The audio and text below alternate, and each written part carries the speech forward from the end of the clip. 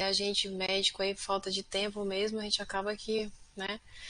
E então, quero agradecer a Silene por sempre estar contribuindo nessa parte teórica, tá? Para que eu possa estar me capacitando para apresentar as aulas. É, Silene, segue nessa, a gente segue nesse ritmo aí há alguns anos e é muito bom trabalhar com a Silene. Então, deixa eu ver como é que eu passo aqui a aula. Então, falando um pouco sobre o tabagismo, né? O tabagismo é uma doença da infância, né? Geralmente as pessoas começam a fumar aí com os avós, né? Levando e trazendo o cigarro. Na nossa região, mais comum ali o tabaco, né? Nos seringais e tudo, os avós mandam a criança buscar, e vai ali, vai buscar, e a criança começa a cheirar no meio do caminho, daí a pouco começa a fumar também. E, então, a maioria das pessoas a gente consegue observar que realmente é uma doença da infância, as pessoas começam a fumar aí a partir dos 12, 13 anos de idade, né? E é uma doença crônica, né, causada pela dependência da nicotina, uma dependência que vai desde fisicamente, né, causando manifestações físicas, né, como o apetite, a diminuição do apetite, a diminuição de peso, a agitação, né, assim como comportamental também, né, a dependência psicológica, né, a pessoa começa a adquirir comportamentos para que ela venha fumar, tipo cafezinho, depois do almoço, depois do sono, quando tem visita, né, enfim. Pela OMS, é a principal causa de morte evitável, né? Do tabagismo.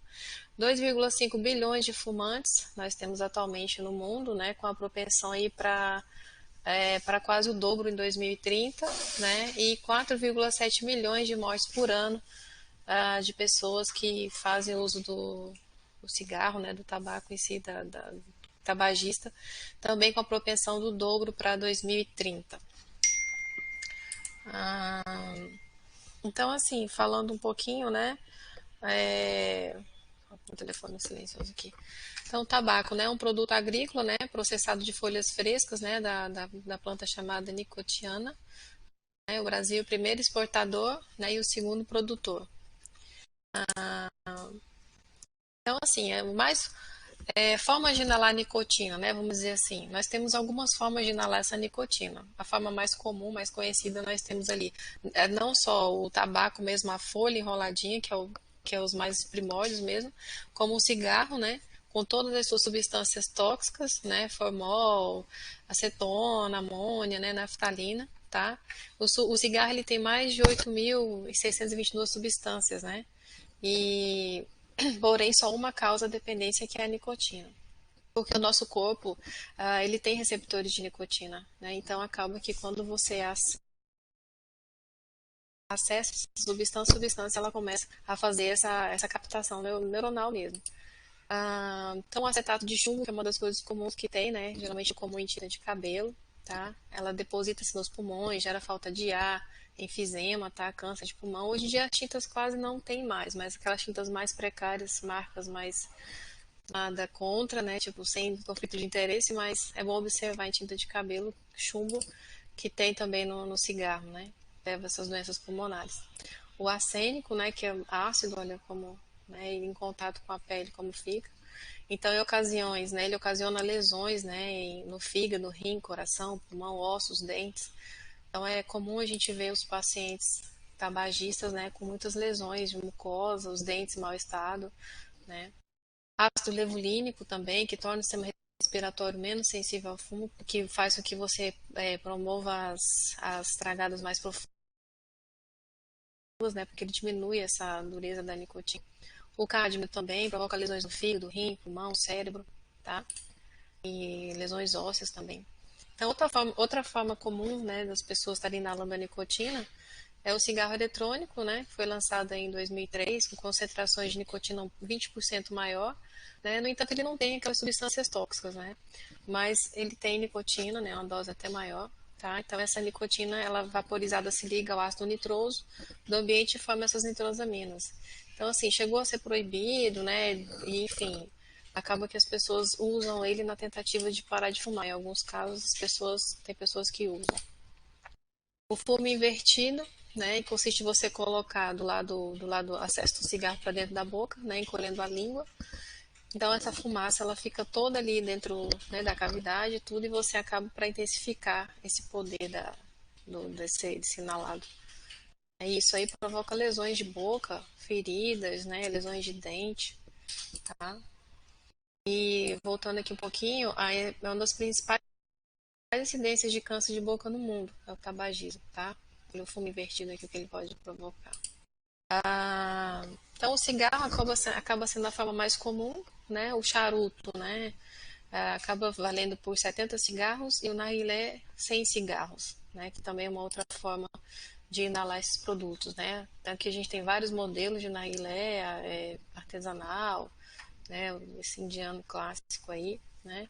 Então ele aqui a gente faz um cuidado especial até para essa época nossa do Covid, né? De forma geral, cigarro, narguilha, porque são você está compartilhando, o cigarro você pode estar pegando com a mão suja, né? Colocando a mão na boca, tá? E o narguilha por ser um compartilhado, né? Entre várias pessoas. Né? E o narguilha ele é extremamente rico em nicotina, né? Ele vale praticamente por 100 cigarros, tá? E esse efeito aqui, ó, ele se mantém de 4 a 6 horas. Ele pode levar a uma hipóxia cerebral, deixando as pessoas com movimentos lentos, falta de controle, né? Geralmente os grupos de jovens se reúnem para fazer uso desse mecanismo aí de inalação de nicotina. As consequências, né, do tabagismo, nós temos aí DPOC, né? O tabagismo ele é responsável por 85% dos casos de DPOC. DPOC hoje é responsável por 4,7% aí, né, dentro das doenças pulmonares de internação, de morte, né? E ela leva a bronquite crônica, tá? E a enfisema. Então, se uma fala um estágio praticamente final aí do pulmão, né, em que exacerbado por infecções virais, infecções fúngicas. Então, assim, o paciente com DPOC ele acaba sendo realmente mais suscetível, tá, a infecções virais, fúngicas. Então, assim, nesse nosso cenário de COVID, o paciente tabagista ele entra assim como fator de risco para desenvolver a forma grave da doença. Então, aqui nós temos imagens, né, patologia, né, do pulmão, né, enfisematoso, todo. O câncer de pulmão também. Então, o enfisema pulmonar também é uma das consequências crônicas, né, do tabagismo. Então, é uma doença grave, onde ocorre a destruição desses alvéolos. Aqui já não tem mais a filtração, né, do oxigênio. Tá? O tórax acaba tendo um formato aí em tonel. Ocorre com aprisionamento do ar. O ar entra, mas não sai. Né? E uma deficiência de alfa-antitripsina, né, fisiologicamente. E acaba que a gente tem muitas vezes um difícil diagnóstico. Tá? O baqueteamento dos dedos, né, mostrando aqui a doença crônica pulmonar, né, enfisema pulmonar. Muitos desses casos aqui, quando o paciente já evolui dessa forma, muitas vezes ele já é dependente de oxigênio. A úlcera péptica também, o tabagismo aumenta o risco de úlcera duodenal e gástrica, tá, em até 10 vezes, tá bom? E aqui a gente, como ele aumenta, você aumenta o padrão inflamatório do corpo, então você também aumenta os fatores de coagulação. Então, muito comum os pacientes fazerem tromboangite obliterante, tá? Então, o processo inflamatório muitas vezes acaba sendo tão intenso, essa hipóxia, né? Fator de necrose tumoral, aumenta as cascatas de coagulação que você faz essas lesões, né? Destrutivas, né? E as doenças oculares também, né? Favorece o surgimento de catarata, né? Muitas vezes a hipertensão arterial associada, né? Formação de aneurismas. Então, realmente o paciente tabagista, ele acaba que ele faz toda uma complicação desse quadro. A gravidez, né? Aumenta a infertilidade, diminui a mobilidade dos espermatozoides, tá? Os fumantes, muitas vezes, 87% das fumantes engravidam, elas não abrem mão do cigarro, elas fumam, tá? Então, isso faz com que o bebê tenha um menor volume de massa cinzenta e um menor volume de massa branca também, tá?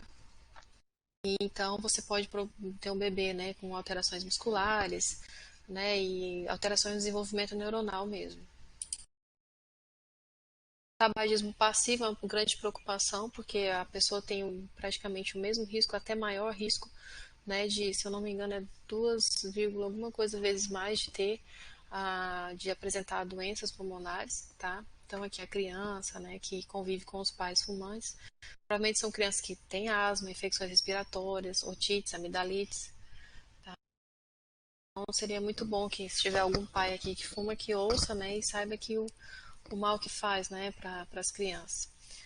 E quando você decide parar de fumar, né, os protocolos ensinam, né, os métodos, né, um dos métodos assim mais comuns é você estar adiando o horário, ou seja, pulando o horário de fumar. Aquela pessoa que ela é acostumada a acordar e fumar, a gente orienta ela a acordar, não fumar, e fumar lá para as 10 da manhã, né, e aumentando o período do primeiro cigarro, ou então substituindo isso por alguma outra, tipo, em vez de tomar café, que é o que leva a fumar, tomar um chá, né?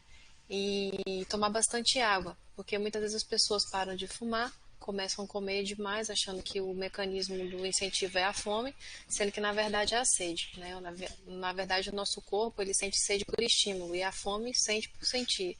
Então, no caso, quando você cessa o tabagismo, você tem a impressão que está com fome, mas na verdade a necessidade de repor líquido, né? Porque a pele do tabagista, se a gente observar, é uma pele seca, ressecada, é um paciente que fica muitas vezes, você consegue ver que ele está espoliado, né? Então, quando ele para de fumar, ele começa a comer, comer achando que é fome e muitas vezes é reposição de líquido mesmo. E quando para de fumar, você tem aí você melhora os batimentos cardíacos e a pressão tende a diminuir, né? Os níveis de oxigênio vão voltando ao normal, em torno de 8 horas. E você reduz o risco de ataque cardíaco, né? O monóxido de carbono, ele, em 24 horas, ele é totalmente eliminado do corpo. Outra coisa que é interessante a gente falar para quem vai parando de fumar, muitas vezes a pessoa que para de fumar, ela começa a apresentar uma tosse produtiva. E ele fala assim, a tosse, quando eu não fumava, eu não tossia. Agora eu tô tossindo muito, eu vou voltar a fumar, porque agora eu fiquei doente. Então, muitas vezes isso acontece, aliás, isso acontece porque fisiologicamente nosso epitélio é ciliado. Então, epitélio ciliado é um epitélio que produz muco. Quando você fuma, você retifica esse epitélio. Esse epitélio ele passa a ficar reto. Então, tudo que é impureza entra, né? Então, você para de produzir esse muco. Tá? Então, quando você para de fumar, que começa a produzir o muco, é um sinal bom que seu corpo está reagindo bem.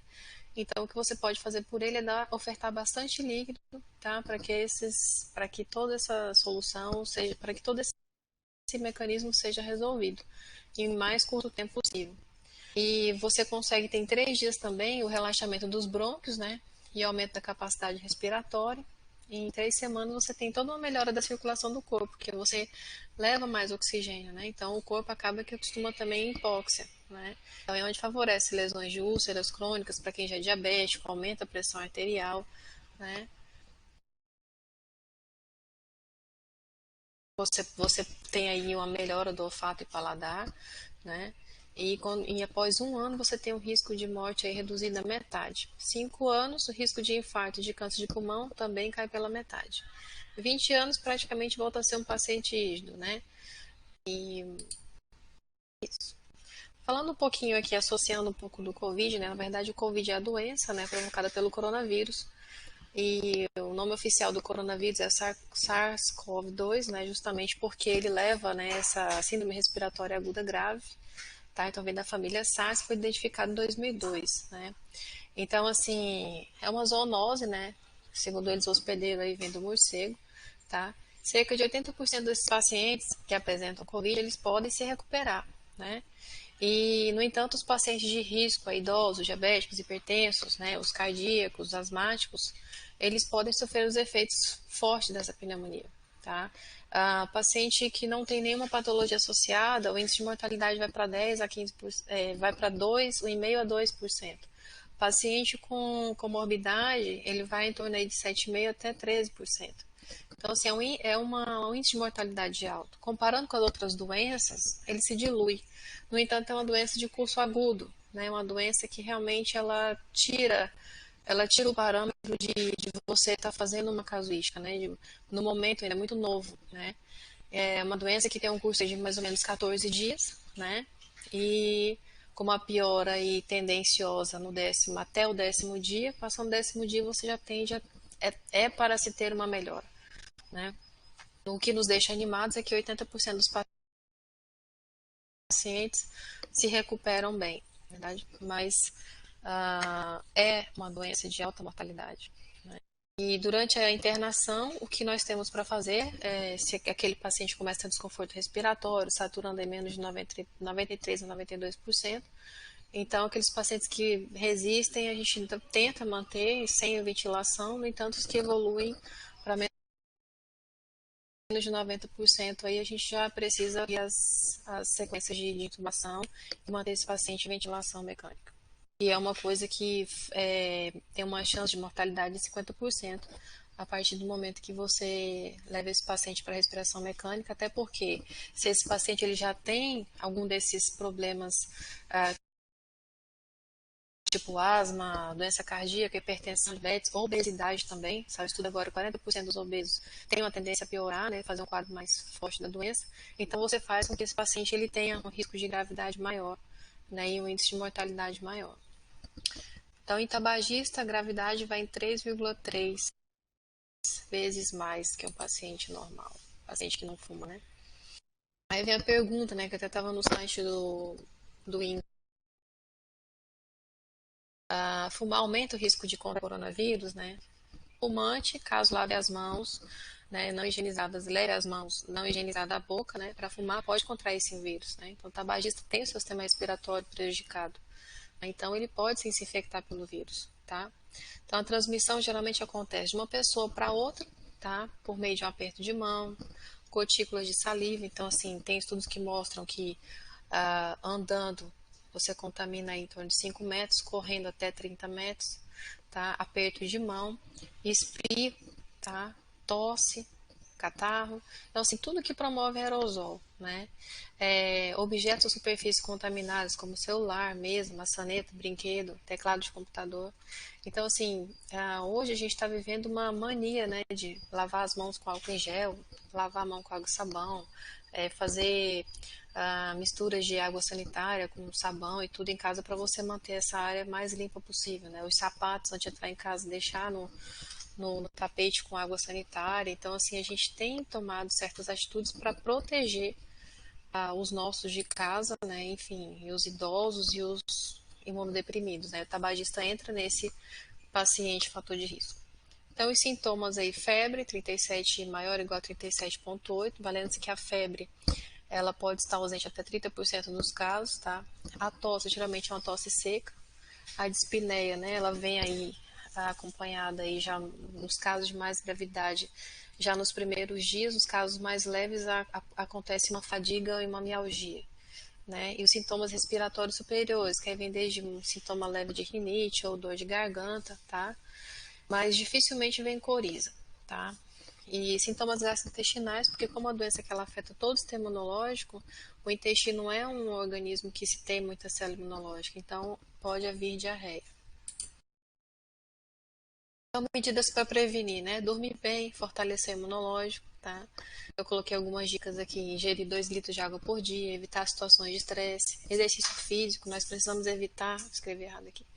Exercício físico a gente precisa evitar aquelas musculações intensas, porque na musculação intensa o músculo produz muita célula inflamatória, tá? Então, se por um acaso o paciente for contaminado com vírus, ele vai juntar o padrão inflamatório dele mais o inflamatório do vírus. Então, pode fazer também casos graves. Então, não pense que aquele paciente atleta vai fazer uma forma grave, uma forma leve, que muitas vezes ele pode fazer uma forma muito grave por conta já do padrão inflamatório muscular que ele traz consigo. Então, yoga, caminhada, pilates, né? E agora com o confinamento tem surgido muitos sites, né, de exercícios em casa, exercícios resistidos, né? Então, assim, o ideal é que a gente faça os exercícios em casa mesmo, né, de forma mais leve também. Uma alimentação saudável. Então, aí, assim, ah, algo mais holístico, né? Então, assim, a gente tem o inhame, né, que ele ajuda, né, fortalece o sistema linfático.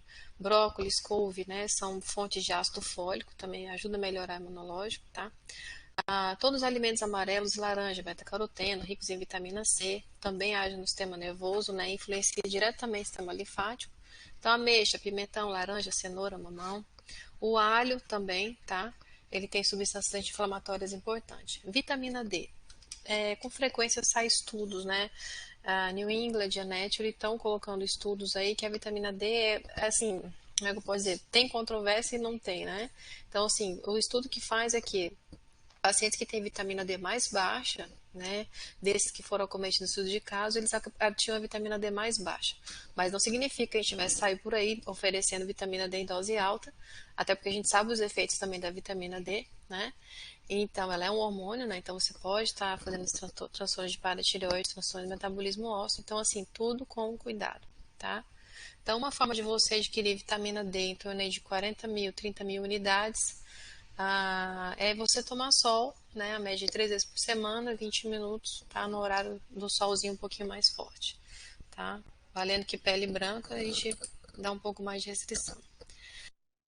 As formas também, né? Para que o nosso paciente tabagista, ele venha não se contaminar, né? Sabendo que ele é ele é um imunodeprimido, né? Então, é ficar em casa, tá?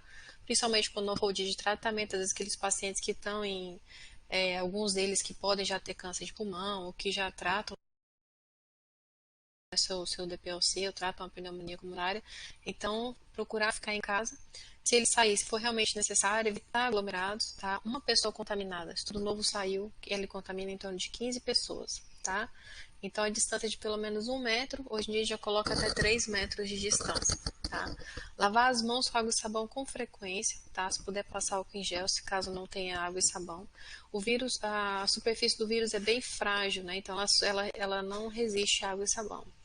Então, tentar não levar as mãos ao rosto, tá? Então, assim, lavar nariz, boca, comer unha, isso aí proibido, né? Acho que eu acredito que essa doença veio até para mudar muitos hábitos nossos de higiene. Então, cobrir o nariz e a boca sempre com lenço, ao tossir, ao espirrar, tá? Se você está tossindo, usa máscara também, né? Na rua e tudo. Cumprimentar à distância as pessoas, evitar contato com quem tiver sintoma de gripe, tá? Principalmente que é DPOC. O paciente DPOC, ele faz exacerbação do quadro rapidamente para pneumonia com gripes, né? Então, imagina um COVID, né? Que é uma doença de efeito rápido, né? De curso rápido. Não compartilhar objetos de uso pessoal como toalha, talheres, pratos e garrafas, né? Higienizar os objetos, as superfícies tocadas com frequência. Então, assim, uma dica boa é você ter sempre um paninho ali com água sanitária, ou água e sabão, até o álcool em gel. Como a gente passou uma fase, acabou o álcool em gel, né, em alguns lugares, então a água sanitária é muito recomendada nesses casos. Acaba sendo barata também. Então, higienizar, caso tenha que sair de casa, usar uma máscara de proteção, mesmo máscaras artesanais. Então, hoje em dia, usa-se muita máscara de tecido também. Tá? Então, a máscara de tecido, ela acaba que é também uma fonte de proteção. Então, assim, gente, o diagnóstico dessa doença, não se tem ainda o padrão ouro que a gente tem basicamente é a sorologia, né? E o PCR acaba sendo um exame molecular que você consegue detectar uma sequência de um RNA viral. Então, assim, dentro dos padrões de exame, então a sorologia e o PCR são os que mais nos norteiam, né? Dedímero praticamente saiu fora, procalcitonina entra para diagnóstico diferencial, as troponinas acabaram ficando para medir a questão de prognóstico, né? Os casos mais graves têm troponinas mais elevadas, tá? E os marcadores de coagulação tem sido a novidade aí, que o English publicou, em que o antifosfolipídio acaba que ele é aumentado nos pacientes com COVID. Tá? Então aqui a gente tem uma imagem, né, da tomografia. A imagem padrão do paciente com COVID é uma imagem em vidro fosco. Ela começa geralmente na periferia, tá? Pode fazer focos únicos e muito rapidamente ela evolui aí para formas difusas, tá? Podem fazer consolidados, podem fazer espessamento de pleura, tá? No entanto, é uma imagem muito característica e é muito rápido, gente. A evolução da tomografia, assim, em torno de 4 a 5 dias você vê é florido, é bem rápido. Então aqui a gente vê uma paciente que chegou a óbito, né? Que acho que foi esse paciente lá da China. Olha só, um paciente, esse aqui foi o resto dele, como é que chega, né? O paciente de forma muito rápida. Olha só, aqui é do dia 29, 30, primeiro. Entendeu? Então é uma doença que ela tem uma entrada no sistema imunológico muito intensa, muito intensa. Por isso que ela quebrou o paradigma do que é uma história natural de doença. Então a gente acaba que tem uma história natural muito abrupta, né? O que que leva algo a fazer uma invasão inflamatória tão intensa, na verdade? Dentro da medicina, realmente, ela quebrou o paradigma e todos estão estudando muito essa doença para definir um protocolo de tratamento, né? Que ainda não se tem, especula cloroquina, imunoglobulina, a azitromicina, né? Enfim, é uma doença viral, né? Então, estudos estão sendo feitos diariamente, a propensão da vacina daqui a pouco, né? Estudos no Brasil também estão sendo realizados com drogas também para que nós possamos perder o mínimo de pessoas possíveis, né? Que o índice de mortalidade realmente está assustador. Os fumantes geralmente, gente, eles apresentam a sinusite, traqueobronquite, pneumonia, tuberculose, câncer de pulmão, né? São pacientes que evoluem com câncer. E a doença, e a DPOC, todo esse quadro aqui já é um quadro inflamatório crônico que o fumante tem. Então imagina esse paciente tendo acesso a esse vírus, esse coronavírus, né? Então é um paciente que realmente ele fica muito suscetível. Eu acredito que essa primeira fase da minha aula aqui ela já chegou ao fim, né? Então eu deixo para vocês aqui a seguinte mensagem: o paciente tabagista é um paciente imunodeprimido, é um paciente que é fator de risco. São pessoas que nós precisamos conscientizar que realmente eles precisam seguir o seu tratamento medicamentoso para parar de fumar e buscar parar de fumar. Tá? A gente sabe que o isolamento social acaba gerando, de certa forma, um estresse, né? No entanto, a gente precisa realmente acessar esse paciente de forma a tratá-lo com diálogo, tá? E traçar as estratégias para que ele possa ir cada vez mais diminuindo esse vício, né? E tratando. Eu vou colocar aqui agora um pouquinho sobre o tratamento medicamentoso. Se a Silene quer falar alguma coisa.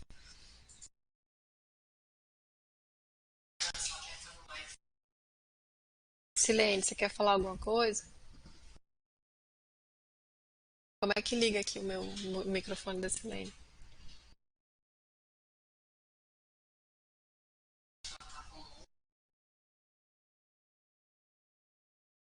Onde é que eu coloco aqui a outra aula? Qual deles aqui? Não, tá no Zoom.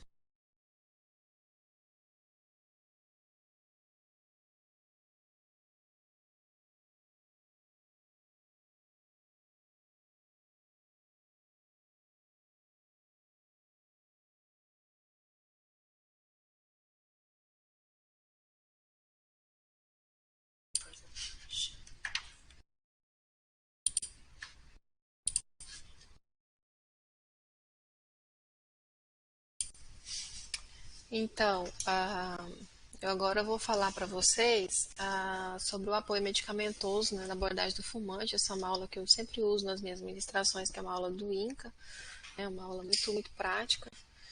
E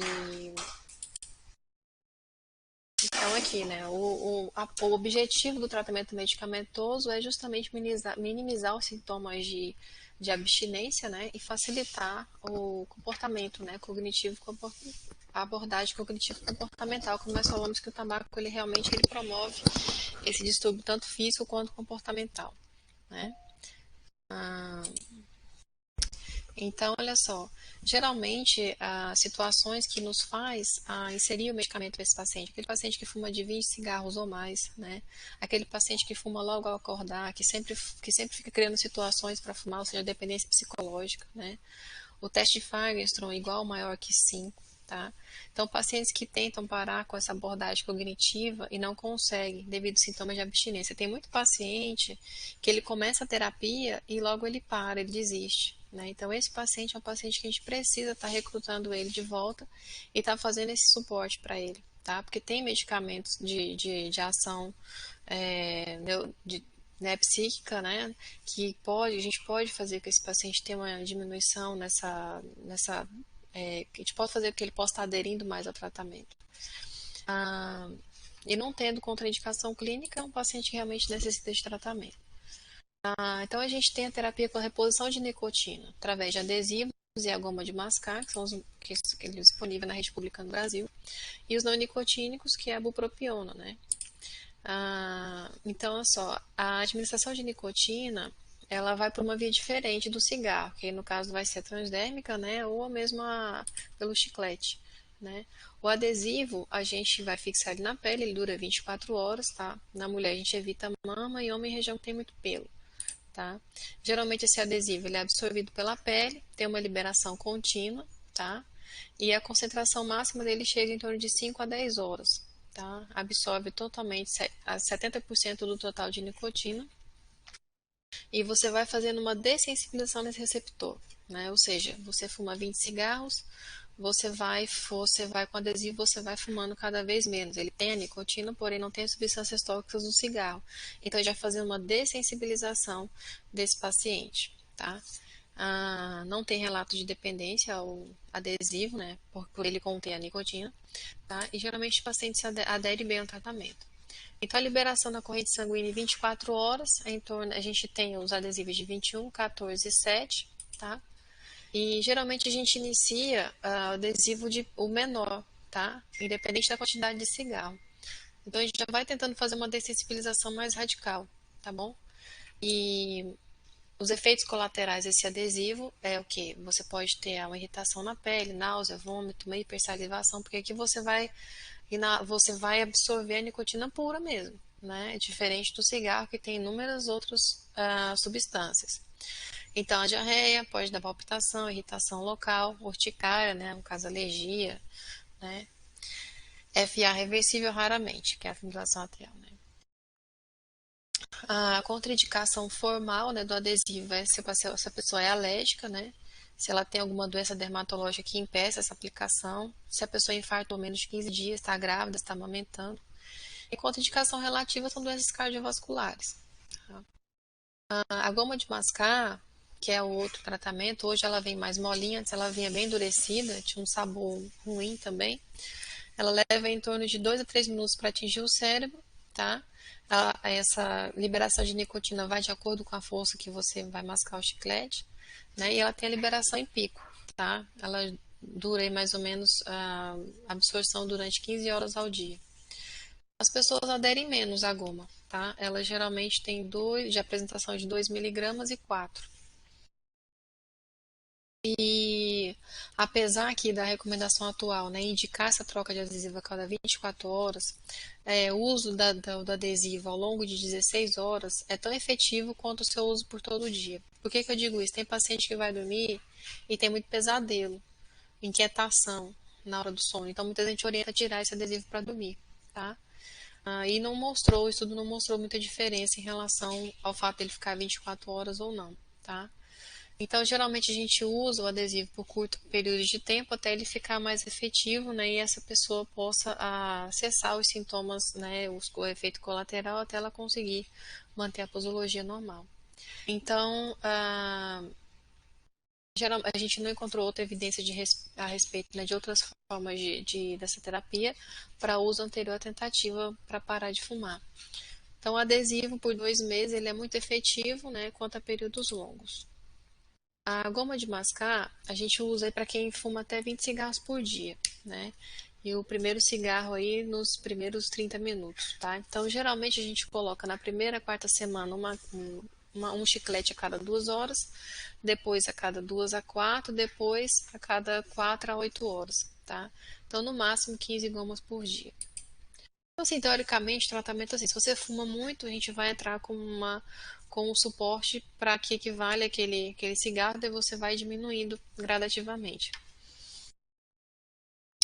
Os efeitos da goma, vertigem, náusea, vômito, soluços, pode dar dor de garganta, hipersalivação, ulceração das gengivas, amolecimento de dente, tá? É uma substância que ela promove, querendo ou não, também uma vasoconstrição, né? Então, acaba que os efeitos, né, são dessa forma. A goma também, ela é contraindicada, né? Para quem tem alergia, nicotina, hipersensibilidade, não consegue mastigar, pessoas que usam prótese, né, tudo, não tem dente mesmo. Quem infartou há 15 dias, tá? E para quem tem úlcera. Contraindicação relativa, gravidez, a amamentação e doenças cardiovasculares. Então aqui a gente tem a concentração, né, de nicotina com cigarro, né? Então, o cigarro com a goma, a gente vê que vai ter uma concentração mais alta, ou seja, o ideal é que não fume, tá? Então, só usando a goma, né, você tem uma concentração mais baixa, tá? O adesivo também, sem fumar, você tem uma adesão mais baixa, tá? Então, olha como é que é o cigarro, a absorção de nicotina no cigarro, né? Com o cigarro muito mais elevada, né? Em torno de 20 minutos. Então, você usando esses artifícios aqui, esses meios, né, de tratamento, tanto adesivo quanto a goma, você consegue ter uma queda muito grande dessa absorção e vai dessensibilizando o receptor. A bupropiona é o medicamento que a gente tem de escolha, tá? Para os casos para os tabagistas, tá? É um antidepressivo de ação lenta. A gente sabe que essas pessoas que têm vícios, né, elas podem ter depressão associada, né? Então, geralmente, o protocolo foi deixar permanecer a bupropiona como esse antidepressivo de ação lenta. Ele inibe a recaptação neuronal de dopamina e norepinefrina, né? Então, seja maior intensidade e serotonina menor intensidade. Ele é um antagonista que não compete com o receptor nicotínico, tá?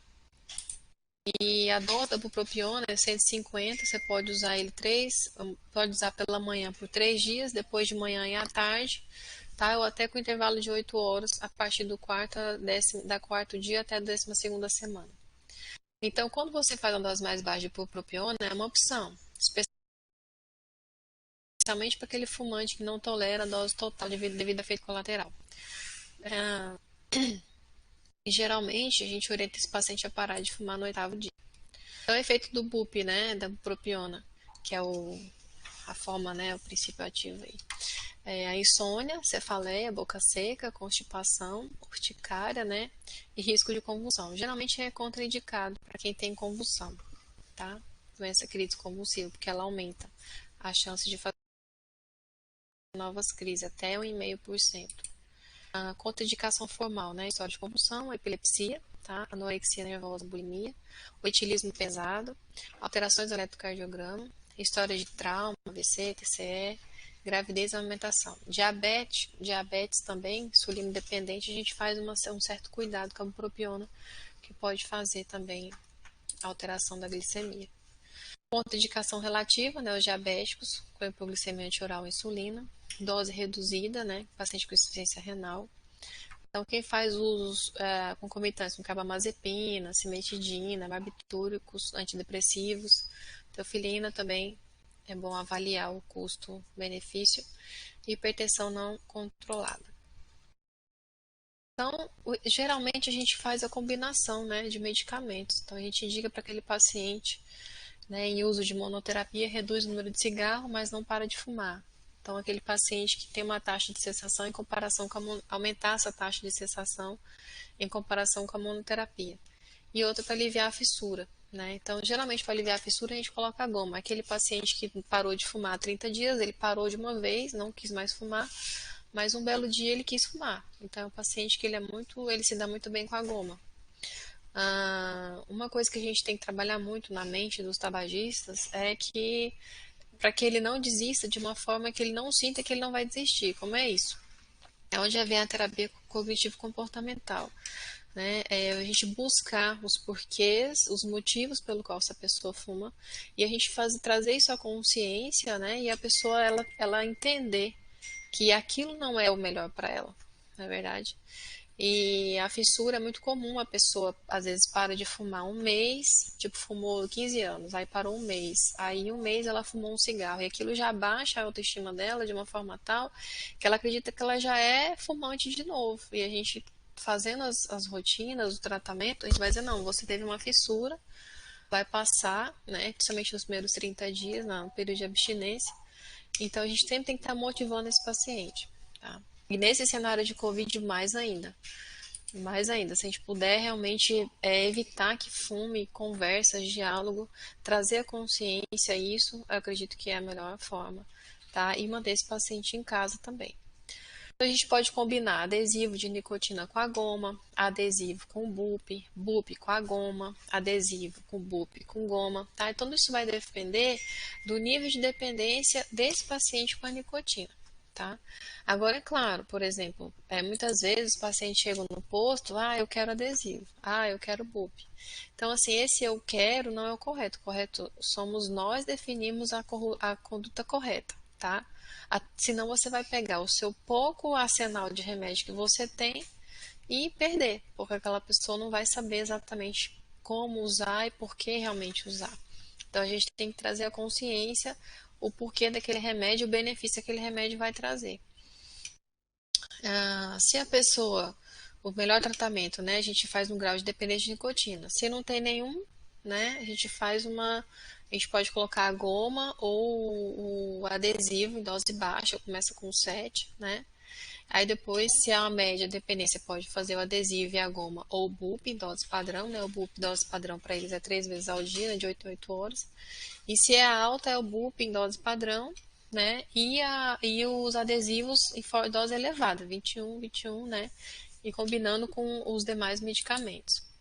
Então, não existe no tratamento do tabagismo o melhor remédio, né? Existem condições que vão fazer você obter medicamento em detrimento a outro, né? Então, ao prescrever o medicamento, a gente deve considerar o desejo do paciente, a facilidade do uso para que haja aderência. Então, assim, não é o paciente chegar para você e ele querer usar tal remédio, é você saber que ele quer parar de fumar e a gente vai ofertar para ele a melhor forma que se encaixa a ele. Ó, o senhor prefere parar de uma vez, o senhor prefere parar paulatinamente, o senhor prefere cancelar um horário e fazer outro.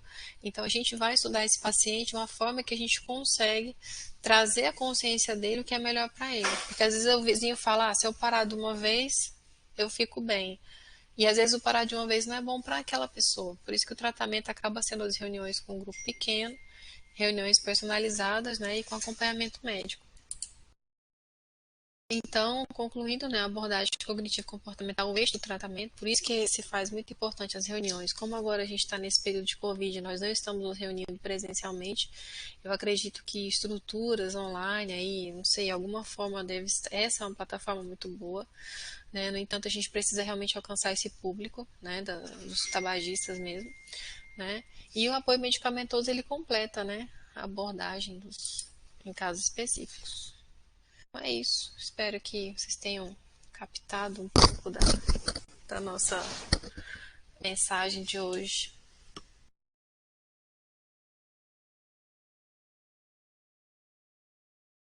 Obrigada a todos. Rodrigo, não estou ouvindo o Rodrigo.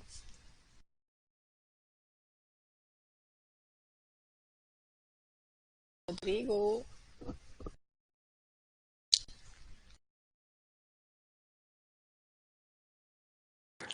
Alô? Agora foi. Legal. Parabenizando e passando agora para a fase das perguntas. Então já temos uma pergunta aqui, né, do Jonatas.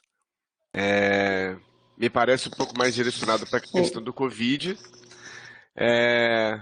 Vamos abrir para a Silene também, se quiser fazer algum comentário. Silene, viu? Você quer fazer um comentário antes de passar para as perguntas, Silene? Bom,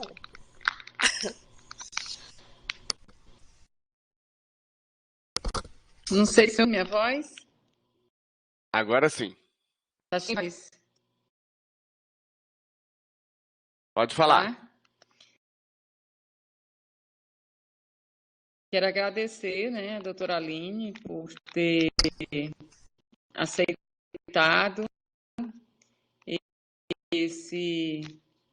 essa webconferência, né, para ajudar dentro dos municípios, né, e a gente não está conseguindo chegar até lá, né, está tudo proibido. Então, o município que tenha essa plataforma, né, que pode ser direcionado por essa web, né, que ele falou muito sobre a questão também do apoio medicamentoso e algum município que queira, né, mais alguma explicação, né, que entre em contato, que a gente pode disponibilizar, né? Porque o clínica, ele nesse período, né, tem que fazer individual, né, o tratamento, como a doutora Aline colocou, né, mas só nesse período. E depois, quando isso tudo passar, aí retorna todas as mais com grupos, né, de autoajuda, para que isso eles possam, né, parar, ter mais um apoio melhor com os nossos profissionais de saúde.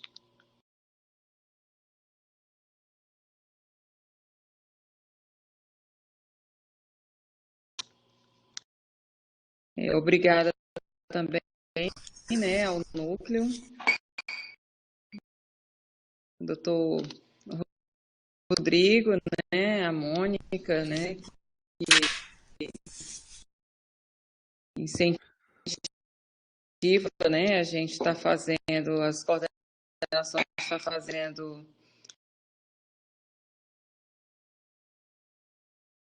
Muito bem. Estou tudo ouvindo, né? Probleminha no áudio, mas deu para. Obrigado, viu, Selene? Eu vou ficar à disposição também no núcleo. Mas vamos aqui para. O Jonatas está aqui colocando uma pergunta, talvez mais direcionada para o Covid. Né? Existem casos relatados na literatura nacional e internacional apenas de manifestação digestiva baixa, apenas diarreia de início súbito, evolução prolongada, sem dores abdominais, náuseas e vômitos, sem febre, único caso em uma família, sem antecedentes, antissaudável? E ele coloca aqui embaixo também, Covid-19, grande oportunidade para os tabagistas cessarem o tabagismo, realmente. E aí, Aline? Então, Pergunta?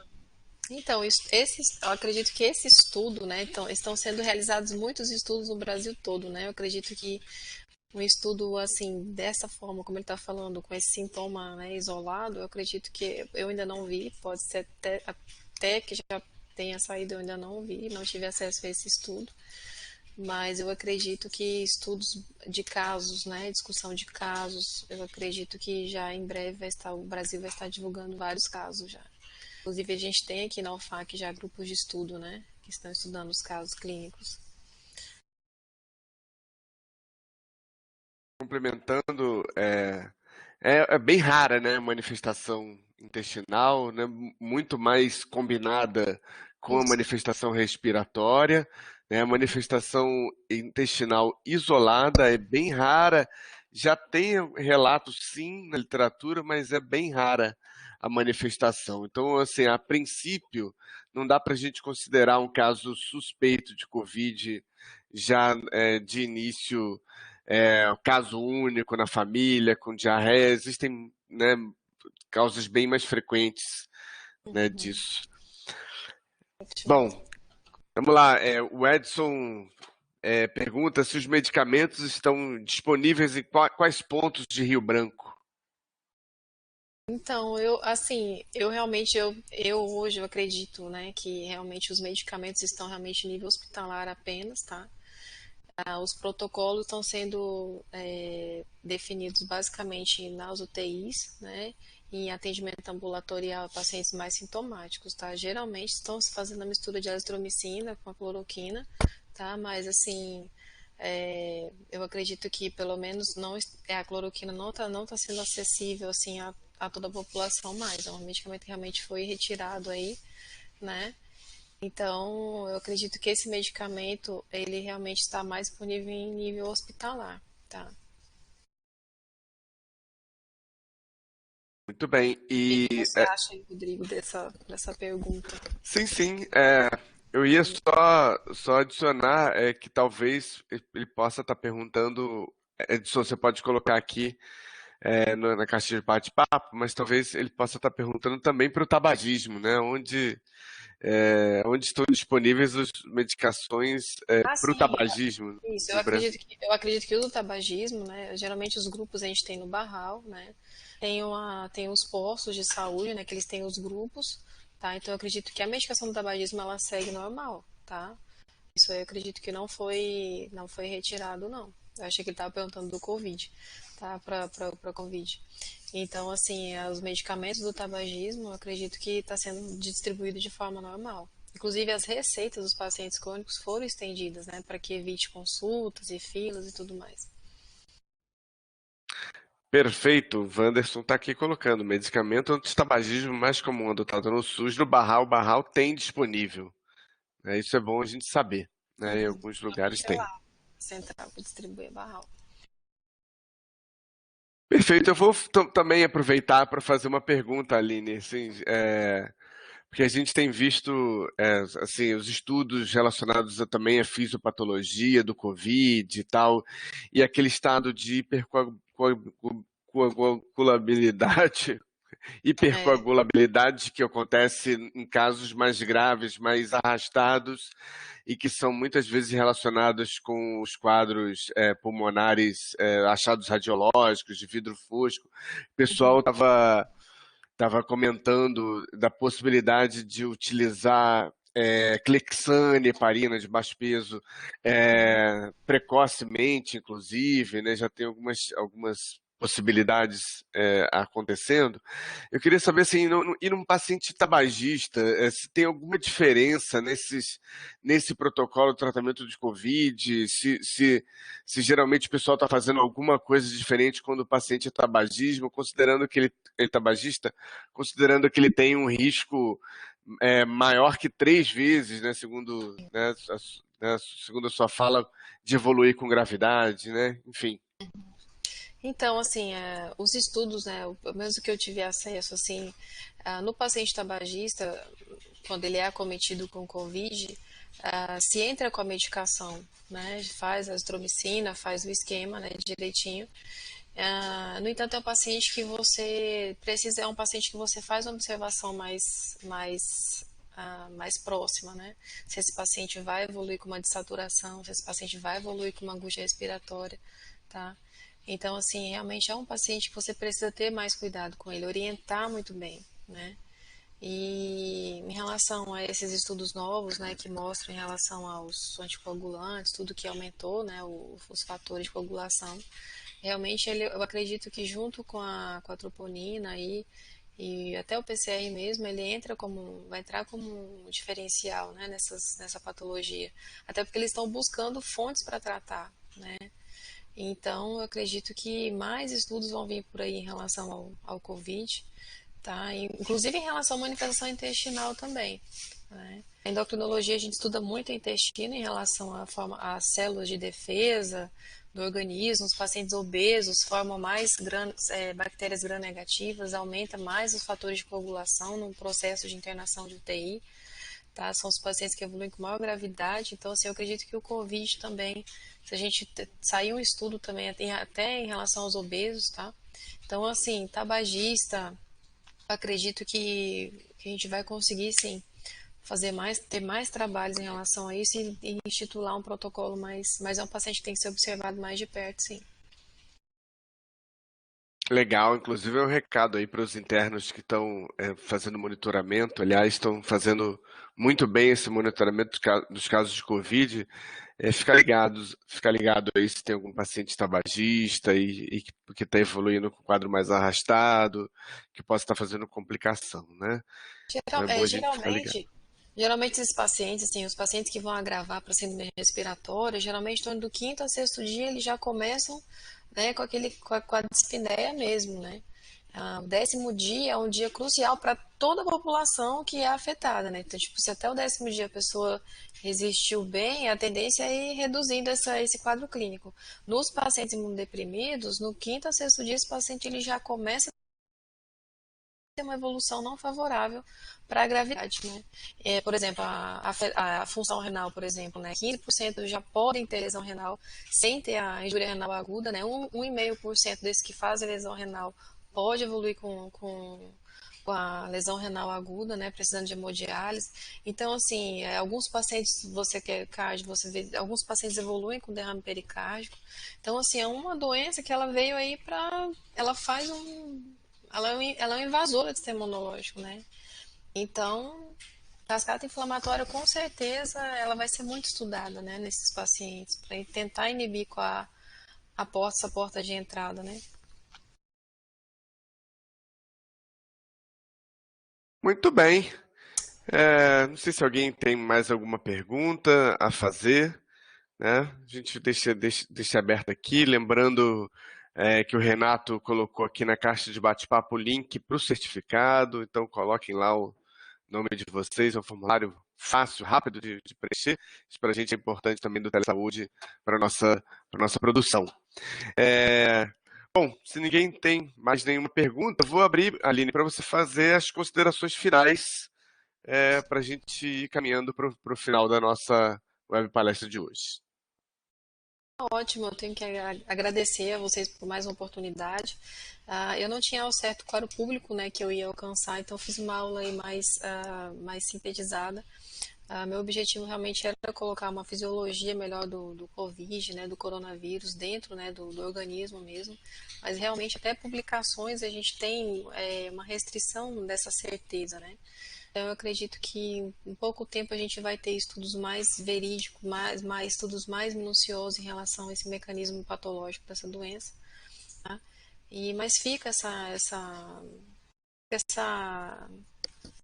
esse objetivo aí que realmente é entender que o paciente tabagista ele é imunodeprimido, né? E ele acaba tendo que ter os cuidados mais redobrados, né? E orientar a parar de fumar, o medicamento está na rede, tá? E não deixar de usar o seu medicamento, tá? Assim como de hipertensão, diabetes, deve se manter o tratamento, então o tabagista também é um paciente que não deve parar o seu tratamento. E é isso, tenho que agradecer muito. Obrigada. Valeu, Rodrigo. Valeu, Silene, Mônica, todo mundo aqui da sala. Muito bem. A gente é que agradece, Aline, a sua participação, né, nas nossas sessões de web palestras aqui do Núcleo, né? Também agradecendo a Silene e a todo o pessoal do Núcleo, né, Mônica, Carol, Renato, Jéssica, enfim. Dizer que a gente teve hoje o 5º óbito, né, por Covid em Rio Branco. E ao mesmo tempo a gente verifica que o isolamento social não está sendo muito obedecido. A gente teve hoje um índice de 40% apenas, né, de pessoas que mantiveram isolamento. Isso, de certa forma, é grave. A gente já passa de 100 casos no Acre, né? A gente está chegando a 110 casos, né, hoje no Acre, com 5 óbitos, né? Então, se a gente continuar assim,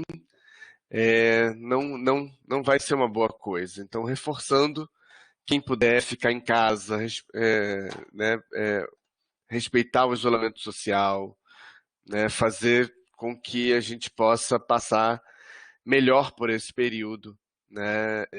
Nossa capacidade do sistema de saúde não é muito grande, né? Então as nossas UTIs não têm muitos leitos, a gente não tem hospital de campanha ainda, enfim, mas né, é sempre bom a gente poder alertar, sempre é adequado a gente poder alertar, né, a população. Então quem estiver aí e puder alertar o seu colega, vizinhos, enfim, a isso que está acontecendo, é sempre importante.